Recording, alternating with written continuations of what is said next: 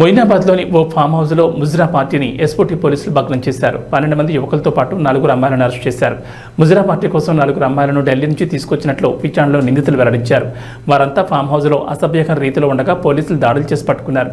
Party పేరుతో అశ్లీలంగా అర్ధనగ్న నృత్యాలు చేస్తున్నారన్న పక్కా సమాచారంతో దాడులు చేసి నిందితులను అరెస్ట్ చేశారు. అనంతరం వారిని మొయినాబాద్ పోలీసులకు అప్పగించారు.